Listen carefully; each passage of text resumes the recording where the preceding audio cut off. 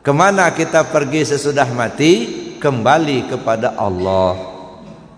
Kalau kembali kepada Allah, nah cari alamatnya. Allah itu ada di mana? Ya dah. Gimana cara kembalinya? Nah sekarang waktunya cari. Gitu. Itu satu, cari alamat.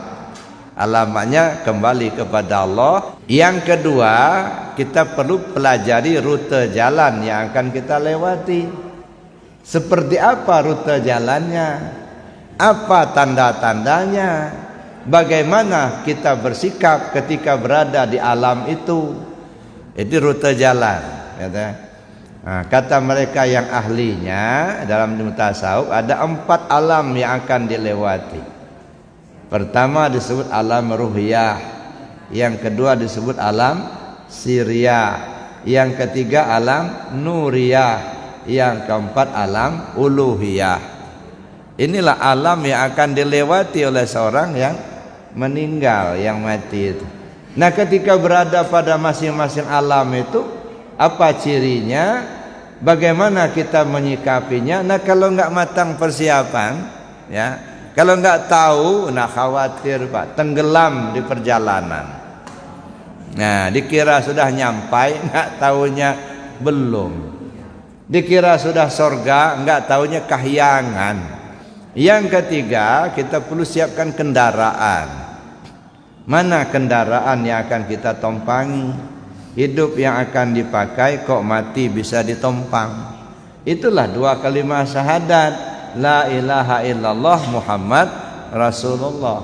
Tapi lagi-lagi saya katakan, ibarat pesawat, ini kan kendaraan yang paling kencang. Ibarat pesawat, kita nggak boleh kita numpang, kita harus jadi pilot. Pesawat ada, bisa jadi pilot enggak? Ini masalahnya. Nah maka kita harus belajar supaya jadi pilot Pak. Sebab nggak ada pilot orang lain, enggak. Kita harus bawa sendiri. Nah ini kendaraan la ilaha illallah. Nah gimana caranya kita menggunakan kendaraan ini? Gitu ya.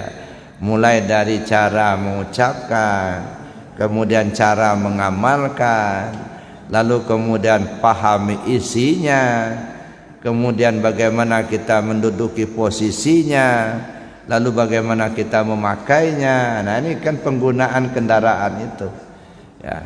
Makanya saya bilang ya dalam 2 kalimat syahadat 5 tahapan. Yang pertama belajar cara mengucapkan, itu ilmu syariat, ilmu fikih ya, atau ilmu tajwid gitu ya. Yang kedua cara mengamalkan, itu ilmu tarekat, belajar tarekat kita. Yang ketiga belajar memahami isi, ya, memahami isi ilmu tauhid, akidah, belajar tauhid kita. Yang keempat memahami posisi, asyhadu alla ilaha illallah syahadat tauhid, asyhadu anna Muhammad rasul syahadat rasul. Kapan kita dalam posisi syahadat tauhid, kapan kita dalam posisi syahadat rasul, itu memahami posisi. Nah, baru yang kelima belajar cara memakainya.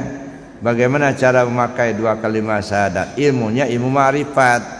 Kalau memahami posisi, ilmunya ilmu hakikat.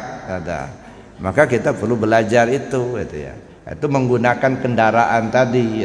Nah, barulah yang keempat itu baru kita siapkan bekal yang akan kita bawa. Apa itu bekal? Kebaikan yang kita lakukan selama hidup. Nah maka saya bilang nggak usah ngumpulin pahala, saya bilang gitu ya.